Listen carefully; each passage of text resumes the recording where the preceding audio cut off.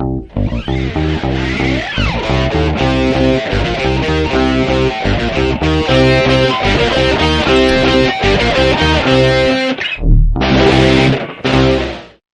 pessoal, nós vamos começar aqui falando sobre o cronograma das aulas, né, um assunto que a gente vai tratar daqui por diante, né, que é sobre os fluxos interregionais e intrarregionais, tá?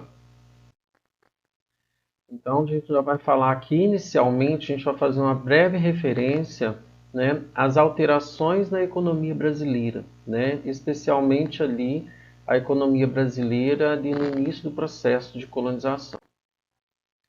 Então, a gente vai dizer que a economia do Brasil, né, do Brasil colonial especialmente, tá, que a gente falava de explorar a economia do Brasil durante o período colonial. Então, esse é um tema, né, muito crucial para a gente entender como o nosso país ele se desenvolveu, né, com base nas economias que foram estabelecidas. Então, nós vamos abordar os principais ciclos econômicos, as atividades predominantes e também sobre os impactos, né, econômicos desse período. Então, nós tivemos um primeiro período aí do ciclo do pau-brasil, de 1500 a 1530, né, onde a economia colonial, né, ela começou com a exploração do pau-brasil, né, que era uma árvore muito valiosa, né, encontrada ao longo da costa brasileira.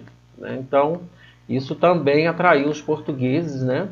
Então, eles estabeleceram feitorias para extrair esse pau-brasil, né?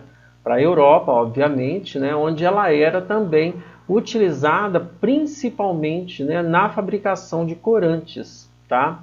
Então, essa atividade ela foi realizada assim, com trabalho indígena, né, através do escambo, e logo depois nós tivemos o ciclo do açúcar, de 30 a 1700.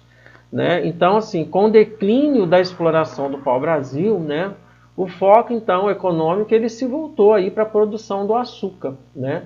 Então, as plantações de cana-de-açúcar, principalmente, né, no Nordeste, ali em Pernambuco, Bahia, né, se tornaram a principal atividade econômica, então, do até então, né, colônia portuguesa. Tá? Então, o açúcar ele era exportado para a Europa, né, onde havia grande demanda, né? E aí, pessoal, é que entra a questão do trabalho escravo, né? Para suprir a demanda da mão de obra, né, os portugueses eles fizeram o quê? Começaram, né, a importar escravos africanos, né? Iniciando ali um trágico período, né, de escravidão no Brasil. Então, essas condições de trabalho, a gente não pode esquecer que elas eram extremamente precárias, né? E a economia açucareira, ela dependia fortemente do trabalho escravo. Nós tivemos um outro período, que é o ciclo do ouro, de 1700 também a 1800, né? Então, nós tivemos o chamado Corrida do Ouro, né, que iniciou ali no século XVIII, a descoberta do ouro em Minas Gerais, atraiu também ali milhares de pessoas para aquela região, né? Então a economia ela se diversificou bastante, né, com a mineração do ouro, né, que se tornou ali a principal economia, atividade econômica, na verdade. Então a extração do ouro também levou ao desenvolvimento de cidades, né, e infraestrutura na região de Minas, tá? E aí a gente traz também um impacto econômico, né? Porque o ouro extraído ele foi uma importante fonte de riqueza, né, para Portugal, mas também resultou numa exploração intensa, né, e condições de trabalho desumanas para os escravos africanos, né? E também, obviamente, os trabalhadores locais. Então, pessoal, a mineração ela gerou um fator migratório significativo, né, alterando ali a dinâmica populacional. O ciclo do café em 1800, 1900, 1800 e 1900, né, que é a expansão cafeeira, no final do período colonial ali, o cultivo do café, ele começou a ganhar importância, né, especialmente ali no Sudeste, né, São Paulo e Rio de Janeiro. Então o café naquele momento se tornaria a principal exportação do Brasil em um dos pilares da economia brasileira durante o século XIX, né? Que foi ali a transição para o trabalho livre. Então nós tivemos ali depois do período escravocrata, né, com a abolição da escravidão em 1888, a economia cafeeira ela passou por uma transição, né, para o trabalho assalariado, incluindo a migração de trabalhadores europeus, nós já havíamos falado sobre isso na aula, né, para as fazendas de café.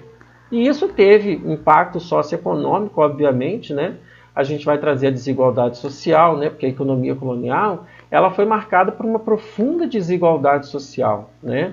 A elite colonial acumulava muitas riquezas, né? Enquanto a maioria da população ali, né, composta por indígenas, africanos, escravizados, trabalhadores pobres, né, que viviam em condições de extrema dificuldade, imagina, né? Então nós tivemos aí a formação da sociedade brasileira, né?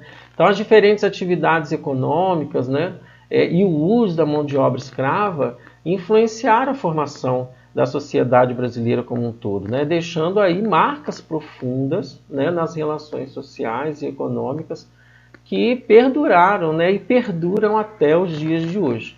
Então, desse modo, o que a gente pode aprender sobre isso? Que a economia do Brasil colonial ela foi moldada por ciclo de exploração de recursos, né? Tanto naturais, né, pela dependência da mão de obra escrava, né? E a gente precisa compreender esses ciclos econômicos, né, que ele é essencial para a gente entender as bases da economia brasileira. E também compreender as profundas desigualdades sociais que ainda enfrentamos até o dia de hoje. Então, estudar esse período, né, eles nos ajudam a entender sobre a formação do nosso país, sobre a importância, né, de construir um futuro mais justo e equitativo para a nossa população, para a nossa sociedade de modo geral. Tá ok? Então, aqui nós vamos para o próximo slide, a gente vai falar sobre o século XIX, ali mais precisamente 1822 a 1889, né, onde a gente vai falar ali do ciclo do café, tá? Então a gente precisa entender que o ciclo do café, né, ele foi um período muito importante na história da economia brasileira, tá? Especialmente entre o final do século XIX, início ali do século XX, né? Então, durante esse período, o Sudeste, especialmente o estado de São Paulo, ele tornou-se ali, né, o principal polo econômico do país, devido justamente ao cultivo do café, tá? Então, você deve estar se perguntando, mas por que o café foi tão importante, né, para esse período e para a economia? Pessoal, o café ele se tornou o principal produto de exportação do Brasil, tá? Né, gerando ali a riqueza, desenvolvimento econômico, né, e aí a gente pode falar da infraestrutura, né, que foi o crescimento da produção do café que levou ao desenvolvimento dessa infraestrutura, né? Então, como ferrovias, portos para facilitar o transporte de produtos, né? Então a gente também não pode esquecer de falar da urbanização, né, que é a prosperidade econômica proporcionada pelo café, ela vai contribuir para o crescimento das cidades. Isso é óbvio, né? Especialmente a cidade de São Paulo, tá? Que se transformou em um centro urbano e também industrial. Nesse período, né, a gente também tem que falar da imigração europeia, que a gente está falando de imigração, não é? Então, assim, após a abolição da escravidão, em 1888, houve uma necessidade urgente de substituir a mão de obra escrava, né, principalmente nas fazendas de café. Para resolver esses problemas, o que o governo brasileiro faz, né, os proprietários de terra? Eles começaram a incentivar a imigração, né? A imigração europeia, né, oferecendo passagens subsidiadas e condições de trabalho nas fazendas, né? Por quê? Né? E aí você deve estar se perguntando por quê. Por que isso aconteceu antes? Porque a imigração europeia foi tão incentivada, né? Um dos fatores foi a mão de obra, né? A imigração ela aconteceu para suprir a demanda por trabalhadores nas fazendas de café. E também a gente precisa falar do desenvolvimento, né? Onde os imigrantes eles trouxeram novas técnicas agrícolas, né? Contribuíram, né, para a diversificação da economia brasileira. Lembra que a gente fala da cultura, né? Então, assim, a chegada dos europeus também, principalmente os italianos, os alemães, portugueses, lembra que eu falei da novela? Né? Isso influenciou culturalmente a região, né? Deixando ali um legado significativo na nossa culinária, na nossa arquitetura, né? E nos costumes propriamente ditos. E Barra Mansa foi uma cidade cafeeira, né? Durante o século XIX, a cidade que fica aqui, né, no interior, a cidade que nós estamos, ela participou do ciclo do café. né? Então Barra Mansa, ela também se destacou pela produção de café, contribuindo para a economia da região e do país. Vocês sabiam disso? Então, as cidades elas possuíam muita fazenda, pessoal, e se beneficiou do crescimento econômico também, proporcionado aí pelo cultivo, né, pela exportação também dos produtos. É importante você saber disso, né, que a cidade que você mora, ela tem um marco histórico aí muito grande, tá?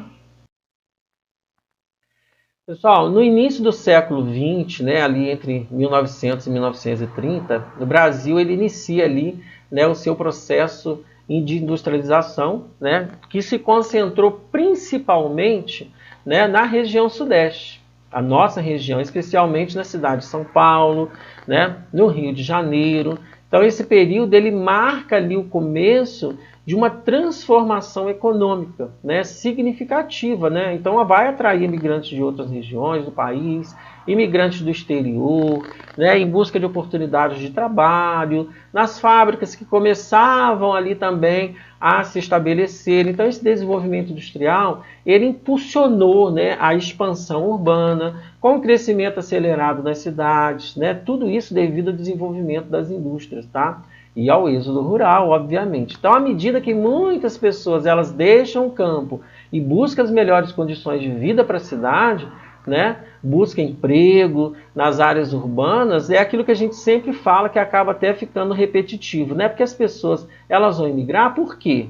Porque elas precisam buscar melhor qualidade de vida, tá bom? Então vamos prosseguir. A industrialização intensa, ela começa a acontecer, né, no século XX, né, especialmente a partir dos meados do século, né. Então o Brasil ele passou ali por um processo de industrialização muito rápido, né. Então esse desenvolvimento ele foi especialmente concentrado na região sudeste propriamente dita, com destaque maior para São Paulo. Então a cidade ela se tornou o coração industrial do nosso país, né? Atraindo muitas indústrias, consequentemente gerando inúmeras oportunidades de emprego. Isso também foi um fator muito atrativo, né, para a época e até hoje, né? Então, assim, a migração interna, ela com esse crescimento industrial, houve um fluxo migratório intenso, né? Principalmente das pessoas vindo ali do Nordeste, tá? Então, assim, muitos nordestinos deixaram as suas regiões em busca de melhores oportunidades, né, de emprego, de condições de vida, né? Então, essa migração interna, ela foi impulsionada pelas dificuldades econômicas, né, pela falta de emprego no Nordeste, né, combinada ali com as promessas de trabalho nas indústrias, né, em expansão. As indústrias, na verdade, elas estavam se expandindo muito. E também a gente pode contar com os projetos governamentais, né? Porque além dessa industrialização, né, o governo brasileiro ele iniciou vários projetos ambiciosos, né, que incentivaram também a migração para novas áreas. Então, um exemplo assim, emblemático, né, foi a construção de Brasília, né, a nova capital federal, que foi inaugurada em 1960. Então, a construção de Brasília, pessoal, ela não apenas atraiu trabalhadores de todo o país para sua construção, né? Mas também incentivou ali a ocupação do interior do Brasil. E o mais interessante, que a gente pode citar aqui, um outro exemplo também significativo, foram os projetos, né, de desenvolvimento na Amazônia, como o projeto do Grande Carajás, né, a criação da Zona Franca de Manaus. Então, esses projetos eles tinham como objetivo explorar recursos naturais, né, e desenvolver a região norte, atraindo imigrantes ali, né, em busca de novas oportunidades econômicas. E aí tudo isso tem um impacto na sociedade. Pessoal, sempre vai haver um impacto na sociedade essas mudanças, tá? Essas migrações. Então esses movimentos migratórios, né, e o rápido crescimento industrial, eles tiveram também um grande impacto na sociedade. Então a sociedade do Sudeste, por exemplo, né, como nós já falamos especialmente na cidade de São Paulo, eles cresceram muito rapidamente, né, transformando-se ali em grandes metrópoles, tá? Então a infraestrutura urbana, ela se expandiu, né, e a diversidade cultural aumentou com a chegada dessas pessoas em diferentes regiões do país. Por outro lado, né, a gente precisa dizer que esse crescimento ele também trouxe muitos desafios, né? Com o aumento das favelas e a desigualdade social, pois muitas pessoas ali encontraram dificuldade de se adaptar às novas condições de vida, né, nessas regiões urbanizadas, tá? Então, pessoal, para uma conclusão desse período, né, ele foi um período de intensa industrialização, migração interna, né, foi crucial para o desenvolvimento econômico também do Brasil, né? Então, assim, ele acabou moldando, né, a estrutura das grandes cidades e teve um impacto profundo na sociedade. Ao passo que criando ali novas oportunidades, mas também novos desafios. Então, assim, isso ajuda a compreender a fase que é essencial para entender mesmo a dinâmica econômica e social do Brasil contemporâneo, né? Então, assim, é um assunto que a gente vem estudando desde o primeiro trimestre, e isso vai fazer com que vocês puxem aí na memória, né, o que nós estudamos anteriormente, para que vocês consigam fazer essa assimilação, tá bom? Então, assim, veja essa aula, assista essa aula quantas vezes for necessárias, tá? Então, vamos prosseguir aqui, que na década de 70 e 90, né, houve uma desconcentração da economia, tá? Então, a industrialização, né, e o desenvolvimento econômico, né, eles que antes estavam concentrados principalmente, né, nas grandes cidades do Sudeste, eles começaram o quê? A se dispersar para outras regiões do Brasil, né? Então, assim, esse movimento de desconcentração econômica, né, ele foi impulsionado por políticas governamentais, tá? E pela busca de novas oportunidades de crescimento econômico, né? Fora dos grandes centros urbanos, né? Então, tipo assim, não precisava ser somente ali, tá? Então, nós temos o crescimento das cidades médias, tá? Com essa desconcentração da economia, né, houve um crescimento significativo, né, nas cidades médias, tanto no interior quanto no litoral do país. Então, essas cidades elas começaram o quê? A oferecer melhores condições de vida, né, oportunidades de emprego, né, atraindo ali imigrantes que buscavam fugir de problema das metrópoles, né, principalmente pela superlotação, o alto custo de vida, né? Então, cidades como Campinas, Ribeirão Preto, Joinville, né, Londrina, elas são exemplos de cidades médias, né, que se desenvolveram, né, bastante nesse período. Então, com tudo isso, a gente tem o que nós chamamos de movimento pendular, né, que é outro fenômeno também importante ali nas décadas, né, e foi um crescimento de migração pendular. A migração pendular, né, ela se refere, na verdade, ao movimento diário de pessoas, né, que se deslocam ali de suas casas, geralmente em cidades médias ou bairros periféricos, né, para trabalhar e estudar em grandes centros urbanos, né? Então, assim, esse movimento ele acaba se intensificando devido aos problemas da mobilidade urbana, né? Principalmente nos grandes centros, né, como congestionamento de trânsito, né, a falta de transporte público eficiente. Então, muitas pessoas passaram a morar em áreas mais afastadas, onde o custo de vida é sempre mais baixo, né? Mas eles continuam trabalhando e estudando nas grandes cidades. Olha que interessante, né? Então, isso também, esse movimento pendular, ele traz problemas sociais. Então, essas transformações, elas tiveram muitos impactos na sociedade brasileira, né? Gente, pessoal, a desconcentração econômica, ela promoveu ali um desenvolvimento mais equilibrado entre as diferentes regiões do país, né? Reduzindo a pressão sobre os grandes centros urbanos, tá? Então, por exemplo, os crescimentos das cidades médias, eles contribuíram ali para melhorar a qualidade de vida de muitas pessoas, né? Ao oferecer novas oportunidades de emprego e infraestrutura urbana também. Então, o movimento pendular, né, ele é responsável por aumentar ainda mais a necessidade de melhorias na infraestrutura, né? Principalmente no que tange ao transporte, né, ao planejamento urbano para atender as crescentes demandas por mobilidade. Então, nesse sentido, cabe a gente aqui concluir que a década de 70, a década de 90, né, o Brasil ele passa por uma série de mudanças importantes, né, que ajudaram também a moldar as paisagens econômicas, né, a paisagem urbana do país. Então, a desconcentração econômica também, com o crescimento das cidades médias e o aumento da migração pendular. Então, isso a gente pode considerar elementos chaves ali desse período, né, que traz tanto desafios quanto oportunidades para o desenvolvimento do Brasil, tá? E aí a gente vai falar agora do desenvolvimento regional, né?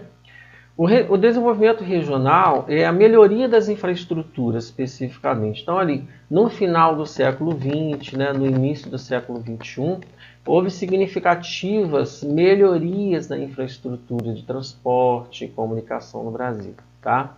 Então, assim, essas melhorias incluíram a expansão da modernização das rodovias, das ferrovias, dos aeroportos, né, do sistema de telecomunicação, né?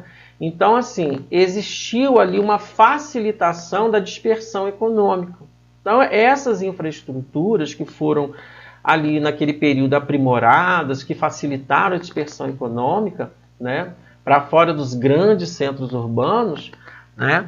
Então, ali, melhorias no meio de transporte, né, comunicação, empresas, indústrias encontraram mais viável para se estabelecer em novas áreas, né, promovendo ali um crescimento econômico em regiões que anteriormente eram menos desenvolvidas, né?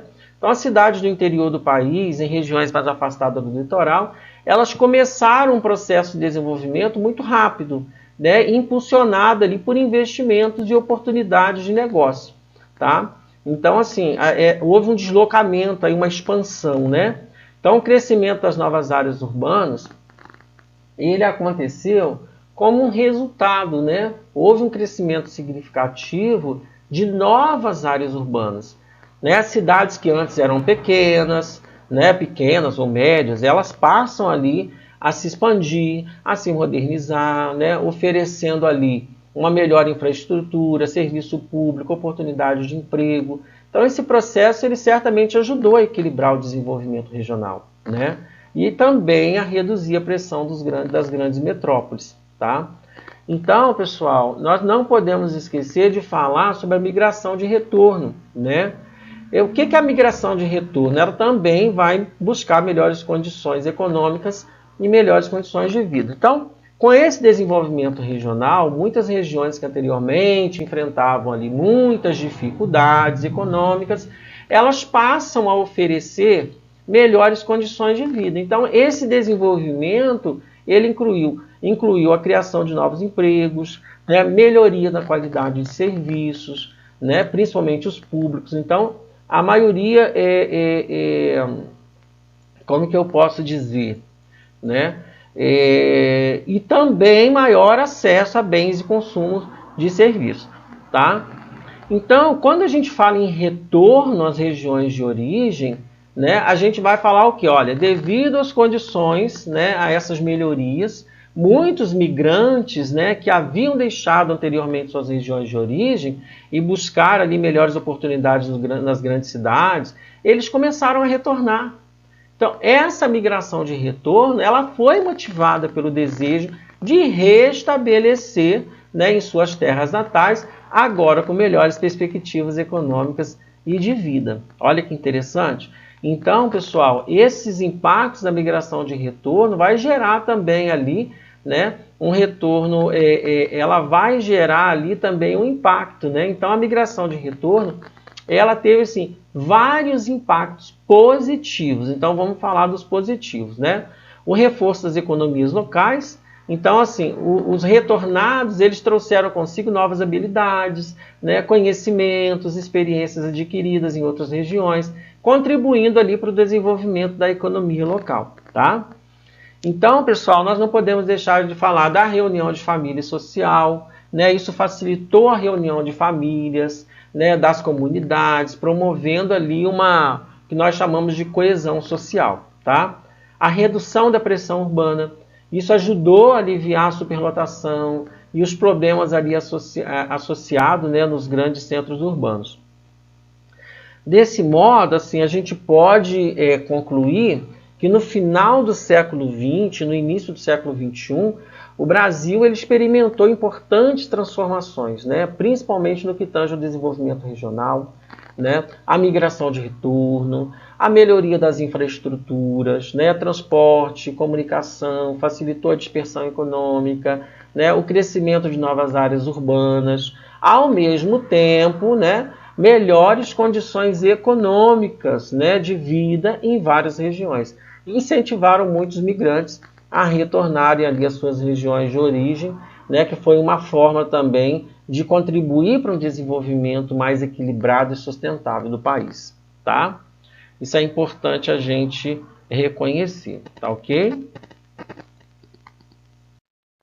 E agora também a gente pode falar, né, dos fluxos migratórios, né, que ele tem vários impactos importantes nas regiões que recebem esses migrantes. Então, primeiramente, né, eles promovem ali transformações urbanas, né, significativas, levando ali ao crescimento e o desenvolvimento das cidades, né, e isso vai implicar também na mudança da infraestrutura, né, principalmente na urbana, né, e também no serviço público, como transporte, saúde, educação, para acomodar, né, o aumento populacional, tá bom? Então, assim, economicamente, a chegada dos migrantes, né, o que acontece? Ela pode diversificar a economia local, né, estimular a industrialização em novas regiões, tá? Ela vai promover ali um crescimento econômico. Então, socialmente, esses fluxos eles alteram a composição demográfica, né, cultural e sociais das regiões receptoras, resultando no quê? Resultando em uma nova dinâmica social com interações culturais mais enriquecedoras. Então, no entanto, pessoal, esses fluxos eles também trazem desafios sociais, né? Como problemas de integração dos migrantes, né? Adaptação cultural e social, né? Sobrecarga na infraestrutura e também na habitação. Então, além disso, há um aumento ali na demanda por serviço público, saúde, educação, né? Que precisa ser atendido de forma adequada, não é verdade? Então, assim, resumindo, a gente pode dizer que os fluxos migratórios, né, eles têm um impacto ali profundo nas cidades e nas regiões receptoras, né, que é promover um crescimento, desenvolvimento, mudanças econômicas, novas dinâmicas sociais, né, apresentando ali também desafios, né, que precisam ser gerenciados para garantir uma integração harmoniosa e também sustentável, né? Então, pessoal, veja que gera impacto quando se sai, né? E gera impacto também quando se retorna, né? Porque assim, vai desafogar os grandes centros urbanos, mas em contrapartida, né? Vai também ali gerar um impacto, né? Nesse retorno, por exemplo, no que tange a saúde, educação, infraestrutura. Então, agora precisa melhorar essas cidades médias aí, né, com esse retorno aí dos migrantes, tá? Então agora, pessoal, a gente vai diferenciando os fluxos migratórios, né, interregionais e intrarregionais. Então aqui a gente vê que nós na aula, né, nós copiamos isso aí no caderno para que fique bem explicado, tá bom? A gente vai dizer que os fluxos migratórios interregionais, eles vão se referir ali aos movimentos de pessoas em diferentes regiões geográficas, né, dentro de um país, tá? Então, esse fluxo, assim, ele tem algumas características que são principais e essenciais. Então, primeiramente, né, envolve longas distâncias, né, pois as pessoas, elas migram de uma região para outra, tá? Então, muitas vezes ali, cobrindo grandes distâncias dentro do próprio país. Então, esse movimento, eles são frequentemente motivados por razões econômicas, busca de melhores oportunidades de emprego, né, em áreas com maior desenvolvimento econômico, tá? Então, assim, historicamente, né, no Brasil, os fluxos migratórios interregionais, né, eles foram mais comuns devido à concentração de atividades econômicas em algumas regiões específicas, né? Por exemplo, muitas pessoas do Nordeste migraram para o Sudeste, né, em busca de melhores condições de vida, trabalho nas indústrias, né? E nas grandes cidades como São Paulo, como Rio de Janeiro, tá? Então, assim, esses movimentos, eles têm um impacto significativo, né, no desenvolvimento econômico e sociais das regiões envolvidas, tá? Então, assim, essas áreas que recebem esses migrantes, elas tendem a experimentar um crescimento econômico e também urbano, né? Enquanto as outras áreas de origem, elas enfrentam desafio, como perda de mão de obra, né, e mudanças também demográficas. Então, assim, só relembrando, né, que assim, os fluxos migratórios interregionais do Brasil, eles são caracterizados pelos movimentos de longa distância dentro do país, tá?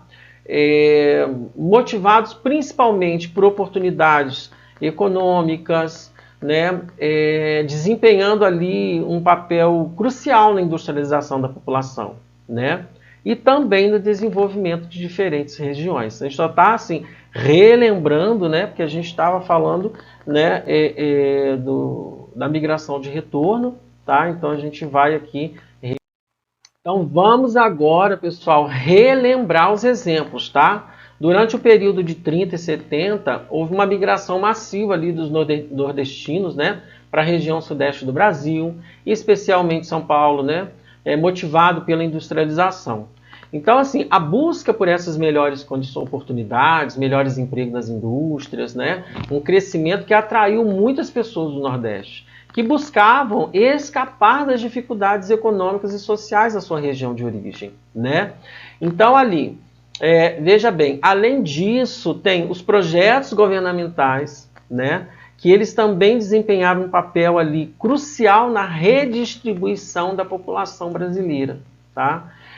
A construção de Brasília, né, uma nova capital ali inaugurada na década de 70, foi um desses projetos, né? Brasília foi projetada e construída de forma a promover desenvolvimento no interior do país, né? Uma forma de incentivar a migração para essas novas áreas. Então, assim, um outro exemplo significativo, né, é o desenvolvimento da Amazônia, por exemplo, né? Que é um projeto ali do Grande Carajás, né? A criação deixa eu relembrar aqui, né, dos Grandes Carajás, a criação da Zona Franca de Manaus, né, que incentivaram também fluxos migratórios, né, para essas regiões, para a região amazônica propriamente dita, né? Então, assim, isso promovendo um crescimento econômico e também a ocupação dessas áreas, né? Então, assim, esses exemplos históricos, pessoal, eles ilustram como o fluxo migratório interregionais no Brasil foram influenciados, né, tanto pela busca da melhoria de condição de vida, né, condições econômicas, quanto por iniciativas governamentais, né, resultando ali nas mudanças significativas, na distribuição da população e no desenvolvimento de diferentes regiões do país. Então, foi uma forma ali de redistribuir, né? Então, assim, nós tínhamos aqui uma área muito ocupada, lembra que eu falei das capitanias hereditárias? Né? Uma área muito ocupada ali, né? Chamada até de, alguns chamavam de arquipélagos econômicos, né? Então, assim, esses projetos governamentais, eles visavam ocupar outras regiões do país, né? Que antes ali estava inabitada, né? Tinha um polo e outro ali, mas eles queriam, então, as pessoas começaram a migrar, né? Então, isso foi uma forma de redistribuir e ocupar as regiões antes, né, ali precisando de movimentação, tá? Então, assim, vamos relembrar agora, né, fazer aí vamos relembrar, vamos assim, rever, né, vamos falar novamente sobre, né, o que nós já falamos antes, tá? Só para a gente não esquecer, para a gente internalizar isso, esse conhecimento, que ele é muito importante, tá ok? Então vamos lá. Pessoal, então os fluxos migratórios, né, interregionais, eles tiveram bastante impactos, né, significativos aí nas regiões de origens e também na região de destino, tá? Então, assim, nós vamos explorar mais um pouquinho desses impactos, tá? Porque os impactos é necessário a gente saber. Mudanças demográficas significativas, né? Principalmente ali na região de origem, pessoal, a saída de uma grande quantidade de pessoas, né, detectando ali uma diminuição populacional, tá? E isso ele vai levar a um envelhecimento da população remanescente, né? Uma redução na força do trabalho disponível, né? Por outro lado, nessas regiões de destino, houve um aumento populacional significativo, que foi quase que intencional, né? Então, essa chegada massiva dos migrantes, né, alterou a composição demográfica, né? Trazendo ali uma maior diversidade cultural, né? Aumento da demanda por serviço e infraestrutura, tá? E isso proporcionou um desenvolvimento urbano acelerado, né? O que nós chamamos o quê? De nas áreas receptoras, né, houve um aumento da população devido à migração, né, incentivando ali um desenvolvimento urbano muito acelerado. Então, assim, cidades que receberam grandes contingentes de imigrantes, elas tiveram que fazer o quê? Elas tiveram que expandir a sua infraestrutura, né?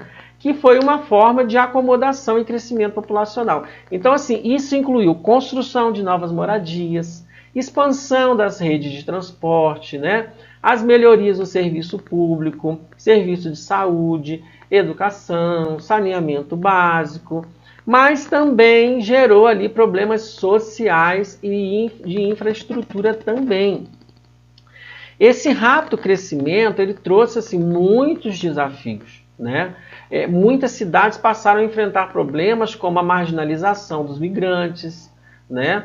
O aumento da pobreza urbana. Então, além disso, a infraestrutura existente, né, ela muitas vezes não era suficiente para suportar esse aumento populacional, né, causando uma sobrecarga de serviço público, né, congestionamento no trânsito, escassez de moradias adequadas, né. Então, assim, esse aumento da demanda por escolas e hospitais. Então, esses desafios, eles exigiram uma resposta rápida e eficaz das autoridades locais, que é uma forma de garantir que as necessidades básicas, né, dos novos residentes ali, elas fossem atendidas. Então, agora nós vamos ficando por aqui, né, com um resumo, né, dos fluxos migratórios interregionais que resultaram aí nas mudanças demográficas significativas, né, do desenvolvimento urbano, né, principalmente aqueles que foram acelerados, né, nas cidades receptoras, causando ali vários problemas de infraestrutura. Tá? Então, esses resultados eles mostram para a gente o que? A complexidade da migração e a necessidade de políticas eficazes para lidar com esses desafios, né? E maximizar os benefícios do crescimento populacional. Tudo bem? Pessoal, a gente se vê na próxima aula.